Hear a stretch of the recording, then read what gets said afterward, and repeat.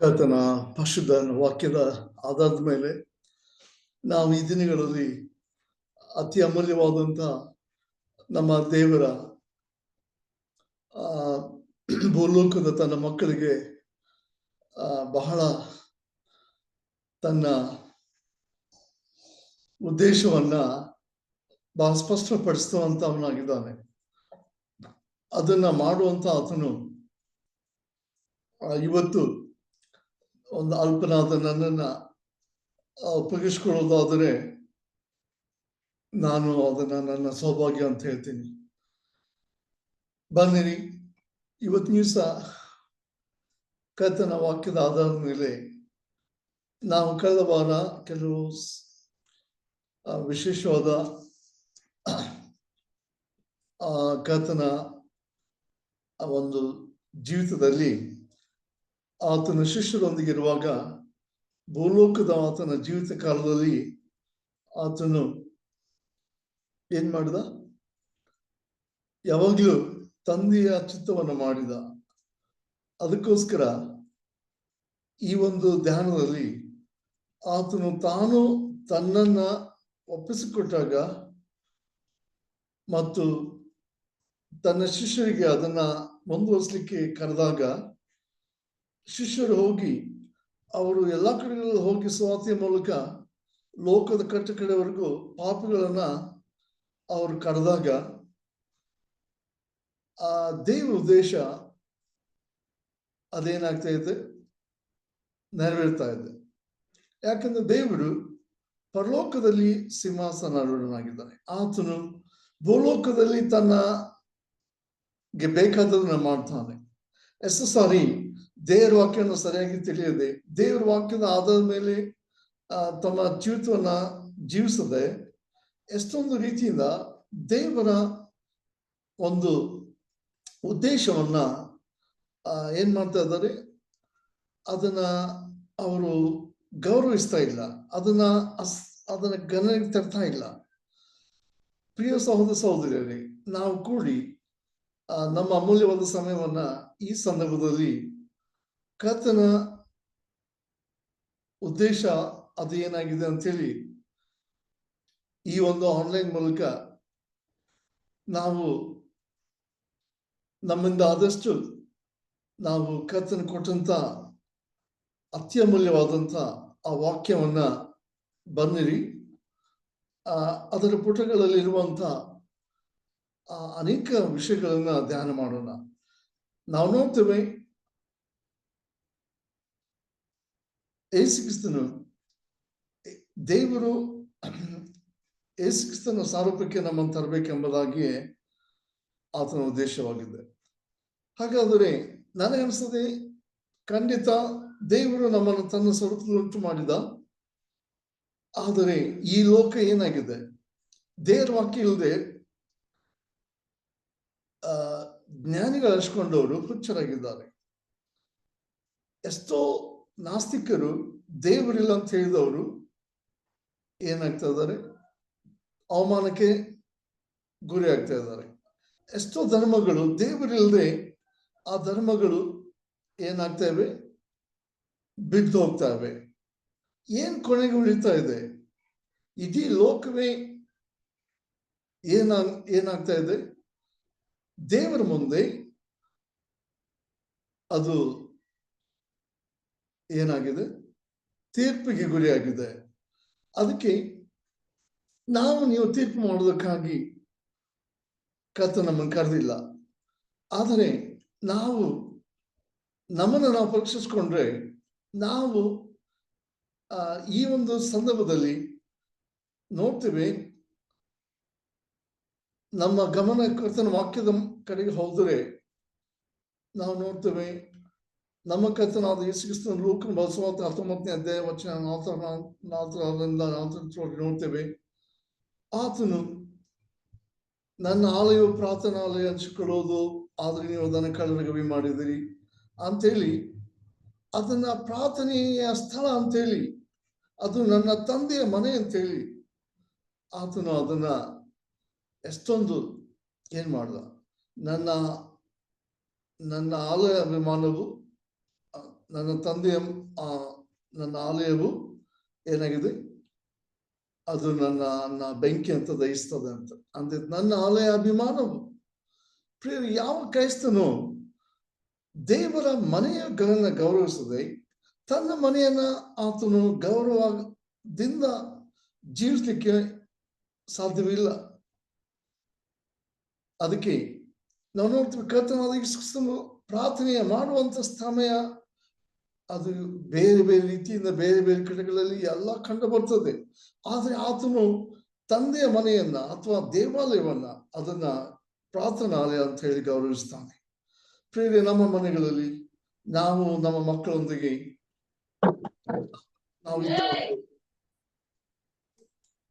ನಾವು ಇದ್ದ ಒಂದು ಕೋಣೆಯಲ್ಲಿ ನಮ್ಮ ತಂದೆಗೆ ಗೌರವ ತರುವಂಥದನ್ನ ಅಂದ್ರೆ ನಮ್ಮ ಮನೆ ಶೋಭಿಸುವಂಥದ್ದು, ನಮ್ಮ ಮನೆಯು ಬೆಳಕಿನ ದೀಪಸ್ತಂಭವಾಗಿ ಪ್ರಕಾಶಿಸುವಂಥದ್ದು ಆಗ್ಬೇಕಾಗಿದೆಯಲ್ಲ. ನಮ್ಮ ಮನೆಗೆ ಗೌರವ ತರಬೇಕಾದ್ರೆ ಅದು ಮೊದಲು ದೇವರಿಂದ ಗೌರವಿಸಲ್ಪಡ್ಬೇಕಾಗಿದೆ. ಮನುಷ್ಯರು ನಮ್ಮನ್ನು ಗೌರವಿಸಿದರೆ ನಮ್ಮ ಶ್ರೀಮಂತಿಕೆ, ನಮ್ಮ ಐಷಾರಾಮಿ ಜೀವಿತ, ನಮ್ಮ ಎಲ್ಲ ಲೋಕದ ಸಂಪತ್ತು, ಸ್ಥಾನಮಾನ, ಗೌರವ ಮನುಷ್ಯನಿಂದ ಸಿಕ್ಕಿದ್ರೆ ಆ ಮನುಷ್ಯನು ಅದನ್ನ ಏನ್ ಮಾಡೋದಿಲ್ಲ, ಅದನ್ನ ಆತನು ಕೆಲವು ಸಾರಿ ಅದನ್ನ ಆತನು ಸಹಿಸ್ಕೊಳ್ಳೋಕ್ಕಾಗೋದಿಲ್ಲ. ಯಾಕಂದ್ರೆ ಪ್ರತಿಯೊಂದು ರೀತಿಯಿಂದ ನಾವು ನೋಡ್ತೇವೆ, ಕರ್ತನಾದ ಯೇಸು ಕ್ರಿಸ್ತನು ನಮಗೆ ಈ ಒಂದು ವಾಕ್ಯದ ಮೂಲಕ ಮಾತನಾಡ್ತಾ ಇರೋದ್ರಿಂದ ಆತನು ನಮಗೆ, ನೀವು ಗೌರವಿಸಲ್ಪಡಬೇಕಾದವರು, ನಿಮ್ಮ ಒಂದು ವಾಸಸ್ಥಳ ಅದು ಗೌರವಿಸಲ್ಪಡಬೇಕಾಗಿದೆ. ನೀವು ನನ್ನ ತಂದೆಯ ಮನೆಯಲ್ಲಿ ಇದ್ದ ಹಾಗೆ ನೀವು ಜೀವಿಸ್ಬೇಕಾಗಿತ್ತು. ಯಾಕಂದ್ರೆ ಕರ್ತನಾದ ಯೇಸು ಕ್ರಿಸ್ತನು ಯಾವಾಗಲೂ ಆಲಯಕ್ಕೆ ಹೋದಾಗ ಆತನು ದಿನಾಲು ಉಪದೇಶ ಮಾಡ್ತಾ ಇದ್ರು. ಪ್ರಿಯರೇ, ಕರ್ತನಿಗೆ ಸ್ತೋತ್ರ. ನಾವು ಹೆಚ್ಚು ಕಡಿಮೆ ವಾರದ ಹೆಚ್ಚು ದಿನಗಳನ್ನ ನಾವು ಉಪದೇಶ ಕೇಳೋದ್ರಲ್ಲಿ ಕಲಿತಾ ಇದ್ದೇವೆ. ಇವತ್ತು ನಮ್ಮ ಒಂದು ಹೆಚ್ಚಿನ ಸಮಯ ನಾವು ಪ್ರಾರ್ಥನೆಗೆ ಕೊಡಬೇಕಾಗಿದೆ.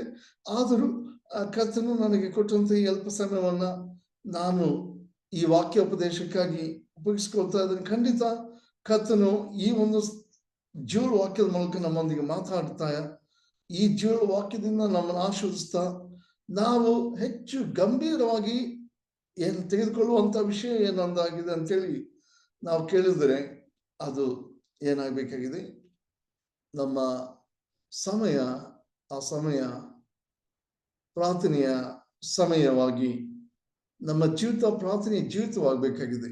ನಮ್ಮ ಮನೆ, ನಮ್ಮ ಮಕ್ಕಳು, ನಮ್ಮ ಬಾಳಲೆ ಅದು ಪ್ರಾರ್ಥನೆಯ ಅಂತ ಕೂಡಿದಂತ ಒಂದು ಕುಟುಂಬದ ಜೀವಿತವಾಗಬೇಕಾಗಿದೆ.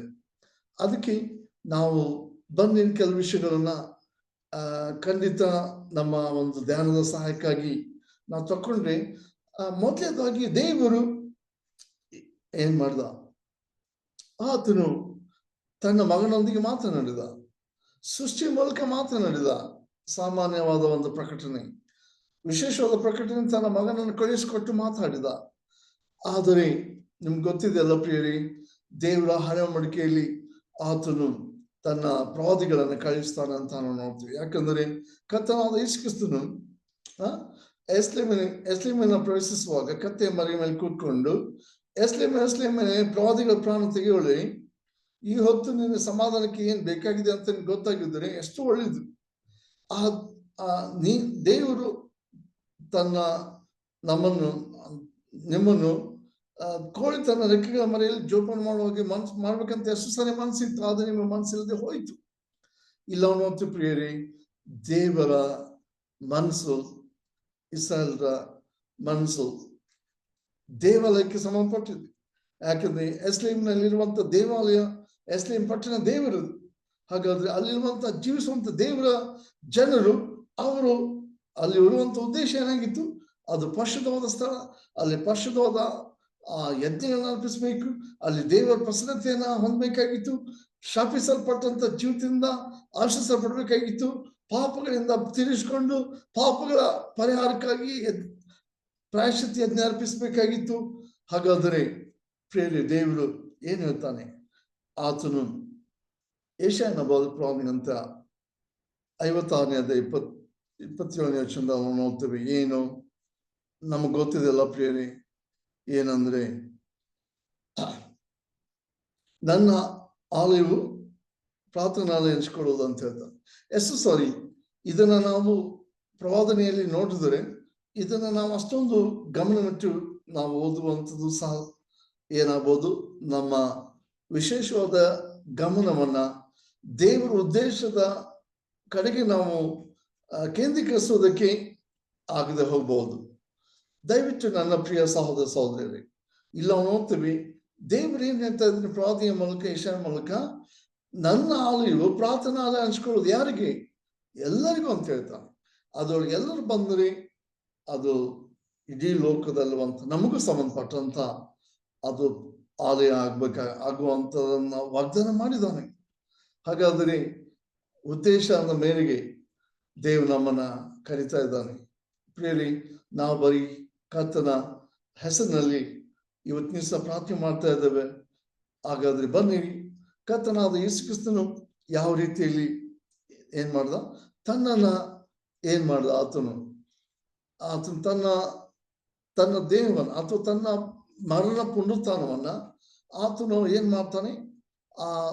ಅಲ್ಲಿ ಬಂದಂತ ಪರಿಸರ ಶಾಸ್ತ್ರಿಗಳಿಗೆ ಏನ್ ಹೇಳ್ತಾನೆ? ಏನ್ ಹೇಳ್ತಾನೆ? ನಾನು ಈ ಆಲಯವನ್ನು ಕೆಡವಿರಿ, ಆದ್ರೆ ನಾನು ಅದನ್ನ 3 ದಿವಸದಲ್ಲಿ ಎಬ್ಬಿಸ್ತೇನೆ.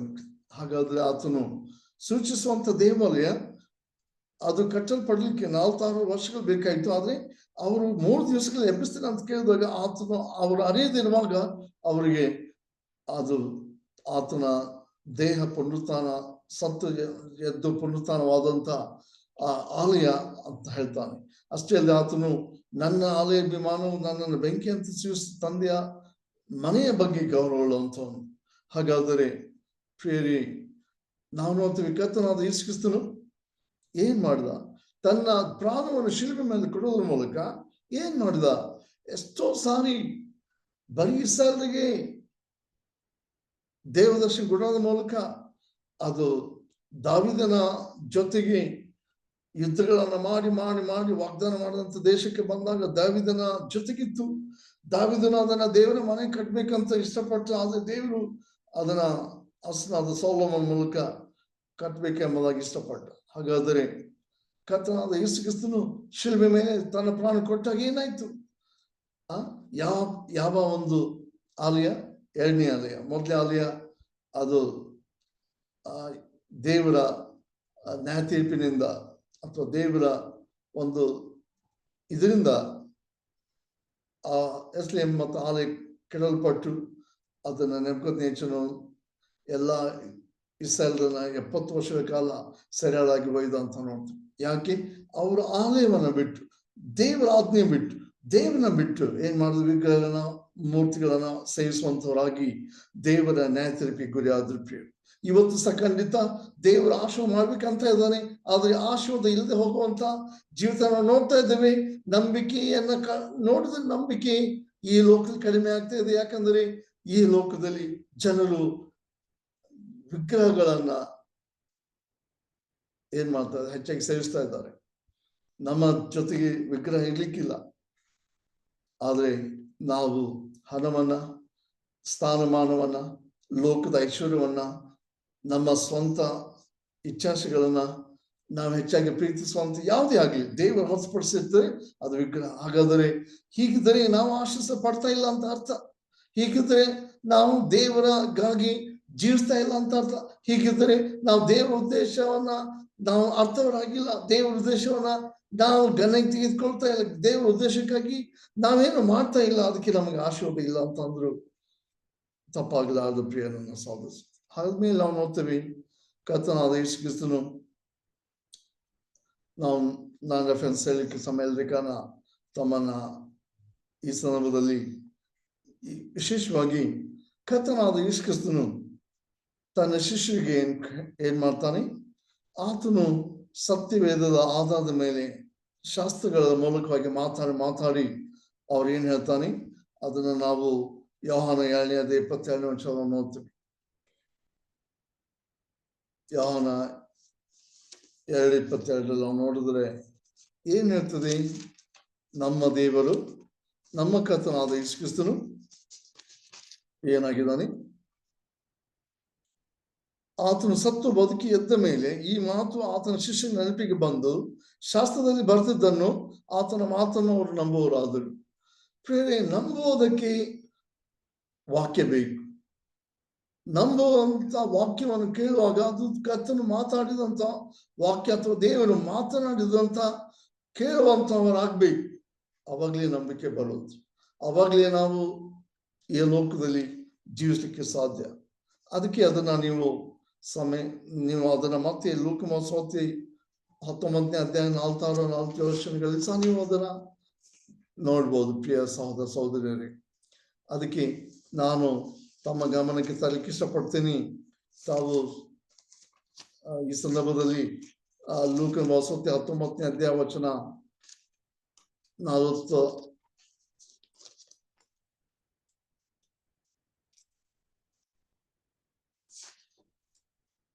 46 ಏನಂದ್ರೆ, ಇಲ್ಲಿ ಶಿಷ್ಯರು ಪ್ರತಿದಿನ ಏನ್ ಮಾಡ್ತಾ ಇದ್ರು?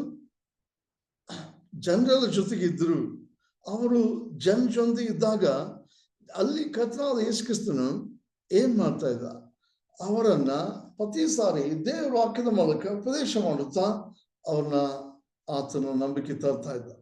ಪ್ರೇರಿ, ಇವತ್ತು ದೇವರಿಗೆ ಸ್ತೋತ್ರ, ಈ ಸೇವೆ ಮೂಲಕವಾಗಿ ದೇವರ ವಾಕ್ಯ ಪ್ರತಿದಿನ ಒಂದಲ್ಲ ಒಂದು ರೀತಿಯಿಂದ ಮನೆಗಳಿಗೆ ದೇವರು ತನ್ನ ಪರಿಶುದ್ಧ ವಾಕ್ಯವನ್ನು ತರ್ತಾ ಇದ್ದಾನೆ. ಪ್ರೇರಿ, ಎಂದಿಗೂ ನಾವು ಬೇಸತ್ತುಕೊಳ್ಳೋದು ಬೇಡ. ಯಾಕಂದ್ರೆ ನಮಗೆ ಕರ್ತನಾದ ಯೇಸು ಕ್ರಿಸ್ತನ ಜೀವಿತದ ಮೂಲಕವಾಗಿ ಆತನ ಚಿತ್ತವನ್ನ ಮಾಡುವುದಾದ್ರೆ, ಆತನ ಸೇವಿಸುವುದಾದ್ರೆ, ಆತನಿಗಾಗಿ ಜೀವಿಸುವುದಾದ್ರೆ ಮಾತ್ರ ನಾವು ಆಶಿಸಲ್ಪಡ್ತೀವಿ. ನಾವು ದೇವರ ಉದ್ದೇಶವನ್ನ ಅದನ್ನ ನಾವು ಏನ್ ಮಾಡ್ತೀವಿ? ನಮ್ಮ ಜೀವನದಲ್ಲಿ ಅನುಭವಿಸ್ತೇವೆ. ಪ್ರೇರೆ, ನಮ್ಮ ಸಮಯ ಹೆಚ್ಚು ನಾವು ಇಲ್ಲದೆ ಇದ್ರಿಂದ ನಾವು ನೋಡ್ತೇವೆ ಏನಂದ್ರೆ, ಕರ್ತನಾದ ಯೇಸು ಕ್ರಿಸ್ತನು ಏನ್ ಮಾಡ್ದ? ಈಗ ಕೊನೆಯದಾಗಿ ಶಿಷ್ಯರ ಮೂಲಕ ಆತ ಏನ್ ಹೇಳ್ತಾ ಇದ್ದಾನೆ? ಎಲ್ಲ ವಿಶ್ವಾಸಿಗಳಿಗೆ ಹೇಳ್ತಾ ಇದ್ದಾನೆ. ಇವತ್ತು ವಿಶ್ವಾಸಿಗಳಿಗೆ ಬಹಳ ಗಂಭೀರವಾದ ಜೀವಿತ ಜೀವಿಸುವಂತ ಪರಿಸ್ಥಿತಿ ಬಂದಿದೆ. ಯಾಕಂದ್ರೆ ಇವತ್ತು ಎಲ್ಲಿ ನೋಡಿದ್ರು ಬರೀ ಕಾಂಪ್ರಮೈಸ್ ಮಾಡುವಂಥದ್ದು, ಹಕ್ಕು ಬಳಕೆ ಮಾಡುವಂಥದ್ದು, ಎಜ್ಜೋಳಾಗುವುದು, ಎಲ್ಲರೊಂದಿಗೆ ಹೊಂದ್ಕೊಳ್ಳುವುದ ಇದೇ ಆಗಿದೆ. ಆದರೆ ಪ್ರತ್ಯೇಕವಾಗಿರುವುದು, ಪರಿಶುದ್ಧರಾಗಿರುವುದು, ಇದು ಏನಾಗ್ತಾ ಇದೆ? ಕ್ರಮೇಣವಾಗಿ ಇದು ಏನಾಗ್ತಾ ಇದೆ? ಅಸಾಧ್ಯವಾಗ್ತಾ ಇದೆ. ಯಾಕೆ ಅಸಾಧ್ಯವಾಗ್ತದೆ? ಯಾಕಂದ್ರೆ ನಮ್ಮ ಮಕ್ಕಳಿಗೆ ನಾವು ನಮ್ಮ ಕುಟುಂಬದ ಜೊತೆಗೆ ದೇವನ ಸೇವಿಸಿದರೆ ಯೆಹೋಶುವನ ಹಾಗೆ ಆ ನದಿಯ ಆ ಹೊಳೆ ಆಚೆ ಆ ಜನರಿಗೆ ಆತನು, ನೀವು ಹೊಳೆ ಆಚೆ ಇರುವಂತ ದೇವತೆಗಳನ್ನ ಸೇವಿಸ್ತಿರೋ, ಯೆಹೋವನನ್ನ ಸೇವಿಸ್ತೀರೋ ಅಂತ ಕೇಳಿದಾಗ, ನಾವು ನನ್ನ ಮನೆಯವರು ಯೆಹೋವನನ್ನ ಸೇವಿಸು ಅಂತ ಹೇಳಿದಾಗ, ಇಲ್ಲ ನೋಡ್ತೀವಿ ಪ್ರಿಯರಿ, ಇವತ್ತು ನಮ್ಮ ಮಕ್ಕಳು ನಾವು ಯೆಹೋಶುವನ ಹಾಗೆ ನಾವು ಪ್ರತ್ಯೇಕರಾಗಬೇಕಾಗಿದೆ, ಪರಿಶುದ್ಧರಾಗಿರ್ಬೇಕಾಗಿದೆ. ದೇವರ ವಾಕ್ಯವನ್ನು ಯಾವ ರೀತಿಯಲ್ಲಿ ದೇವರು ನಮಗೆ ಬಿತ್ತರಿಸ್ತಾನೆ, ಅದನ್ನ ಆತನ ಕೊಡ್ತಾನೆ, ಅದನ್ನೇ ನಾವು ತಕ್ಕೊಂಡು ನಮ್ಮ ಜೀವಿತ ಅಳಿಸ್ಕೊಂಡು ನಾವು ಪ್ರಾಯೋಗಿಕವಾಗಿ ಜೀವಿಸ್ಬೇಕಾಗಿದೆ. ಅದಕ್ಕಾಗಿ ಕರ್ತನ ಸೇವೆ ಮಾಡಿದಂತ ಪೌಲನ ಅಪೊಸ್ತಲನಾಗಿ ಆತನು ಕೊಡ್ತನದವರಿಗೆ ಬರೆದಾಗ ಕೊಡ್ತನವರ ಬತ್ತಿಕೆ 1ನೇ ಅಧ್ಯಾಯ 16-17 ನೋಡ್ತೇವೆ. ಕೊಡ್ತವ್ರಿಗೆ ಬರೆದ ಬತ್ತಿಕೆ 3ನೇ ಅಧ್ಯಾಯ 16-17 ಏನು? ನೀವು ದೇವರ ಆಲಯವಾಗಿದ್ದೀರಿ, ದೇವ ನಿಮ್ಮಲ್ಲಿ ವಾಸಿಸ್ತಾನೆ ಅಂತ ನಿಮ್ಗೆ ಗೊತ್ತಿಲ್ಲವೋ? ಪ್ರೇರಿ, ನಮಗೆ ಗೊತ್ತಿಲ್ಲದೆ ಇದರಿಂದ ನಾವು ಈ ಆಲಯವನ್ನ ಏನ್ ಮಾಡ್ಕೊಳ್ತಾ ಇದ್ದೇವೆ? ನಾವು ಕೆಡಿಸ್ಕೊಳ್ತಾ ಇದ್ದೇವೆ. ಅದಕ್ಕೆ ನಾವು ನೋಡ್ತೇವೆ, ಮೊದಲು ನಮ್ಮ ದೇಹ ಅದು ನಮ್ಮ ಕರ್ತನಿಗೆ ಇರುವಂತ ಆಲಯ ಆಗ್ಬೇಕಾಗಿದೆ. ಆಲಯ ಆಗಿದ್ದರೆ ಕರ್ತನು ನಮ್ಮಲ್ಲಿ ಇರುವುದಾದ್ರೆ ನಮ್ಮ ಜೀವಿತದ ಮೂಲಕವಾಗಿ ಆತನಿಗೆ ಆರಾಧನೆ ಮಾಡುವಂಥದ್ದು ಸಾಧ್ಯವಾಗ್ತದೆ. ಯಾವುದು ಅಸಾಧ್ಯವಲ್ಲ. ನಮ್ಮ ಮಕ್ಕಳಿಗೆ ಸಹನೆ ಬೇಕಾ, ತಾಳ್ಮೆ ಬೇಕಾ? ನಮ್ಮ ಮಕ್ಕಳಿಗೆ ಕರ್ತನ ವಾಕ್ಯವನ್ನು ಕೈಕೊಂಡು ನಡಿಬೇಕಾ?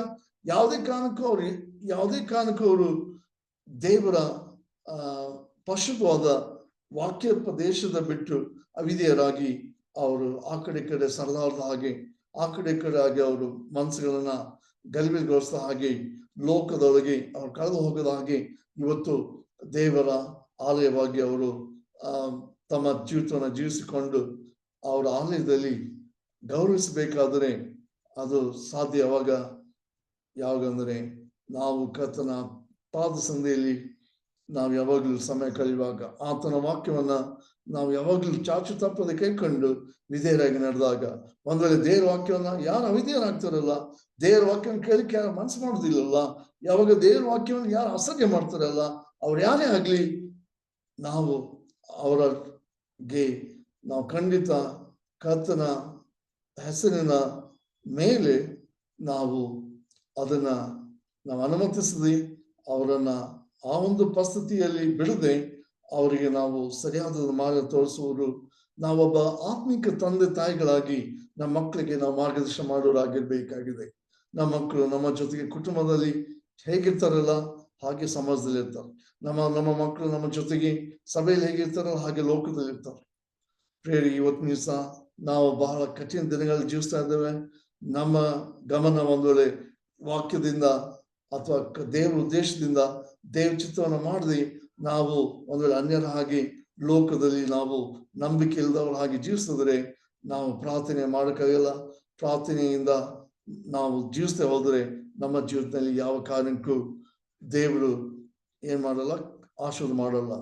ಅದಕ್ಕೆ ಕರ್ತನಾದ ಯೇಸು ಕ್ರಿಸ್ತನು ನಮಗೇನ್ ಹೇಳ್ತಾನೆ, ಪೌಲನು ರೋಮಾಪುರದ ಬರೆದ ಪತ್ರಿಕೆ 12ನೇ ಅಧ್ಯಾಯದಲ್ಲಿ ನೋಡ್ತೀವಿ, ನೀವು ನಿಮ್ಮ ದೇಹಗಳನ್ನ ದೇವರಿಗೆ ಮೆಚ್ಚುಗೆಯಾಗಿ ಮೀಸಲಾಗಿಯೂ ಏನ್ ಮಾಡಿ ಸಜೀವ ಅರ್ಪಿಸಿ ಏನ್ ಮಾಡಿ ವಿವೇಕಪೂರ್ವಕವಾದ ಆಜ್ಞೆ ಮಾಡ್ರಿ ಅಂತ ಹೇಳ್ತಾರೆ.